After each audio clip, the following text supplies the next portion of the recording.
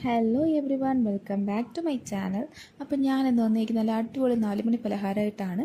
ചക്ക കൊണ്ടൊരു തിരളിയപ്പമാണ് ഞാനിത് ഉണ്ടാക്കാൻ പോകുന്നത്. അപ്പം അതിൻ്റെ മെയിൻ ഇൻഗ്രീഡിയൻ്റ് ആണ് ചക്ക. അതുകൊണ്ടാണ് ചക്കയുടെ ഫോട്ടോ ഞാൻ ഇങ്ങനെ കാണിക്കുന്നത്.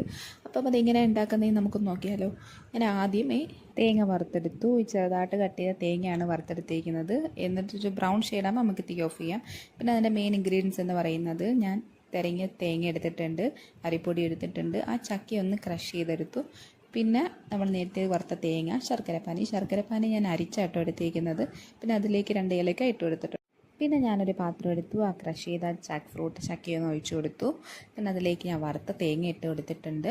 പിന്നെ ഞാൻ തേങ്ങ എടുത്തിട്ടുണ്ട്. ഞാൻ ഇത്രയും തേങ്ങ ഇട്ട് കൊടുക്കുന്നത് എനിക്ക് തേങ്ങയുടെ ഫ്ലേവർ ഒരുപാട് ഇഷ്ടമായതുകൊണ്ടാണ് ഞാൻ ഇത്രയും തേങ്ങ ഇട്ട് കൊടുക്കുന്നത്. ഇത്രയും തേങ്ങ ഇട്ടില്ലെങ്കിലും കുഴപ്പമൊന്നുമില്ല, നിങ്ങളുടെ ഇഷ്ടം. ഇനി ഞാൻ അതിലേക്ക് കുറച്ച് ശർക്കരപ്പാനി ഒഴിച്ചു കൊടുത്തു. കുറച്ച് ഒഴിച്ചു കൊടുത്താണ് ഞാൻ ഇളക്കുന്നത്. ഇത് ഫുൾ ഒഴിക്കണം. പിന്നെ ഞാൻ ആദ്യമേ കുറച്ച് ഒഴിച്ചാണ് ഇളക്കുന്നത്. പിന്നെ ലാസ്റ്റ് ഒരു നല്ല ബ്രൗൺ കളറിലായിട്ടാണ് ഈ ശർക്കരയും ചക്കയും കൂടെ വരുന്നത്. പിന്നെ അതിലേക്ക് ഞാൻ കുറച്ചു നെയ്യ് ആഡ് ചെയ്ത് കൊടുത്തു. നെയ്യ് ഓപ്ഷണലാണ്, വേണമെങ്കിൽ ഒഴിച്ചാൽ മതി. പിന്നെ എനിക്ക് നെയ്യുടെ ഒരു ഫ്ലേവർ ഇഷ്ടമായതുകൊണ്ട് ഞാൻ പിന്നെയും കുറച്ച് നെയ്യ് ആഡ് ചെയ്ത് കൊടുക്കുകയാണ്. ആ നെയ്യും നല്ലതുപോലെ ഒന്ന് ഇളക്കണം.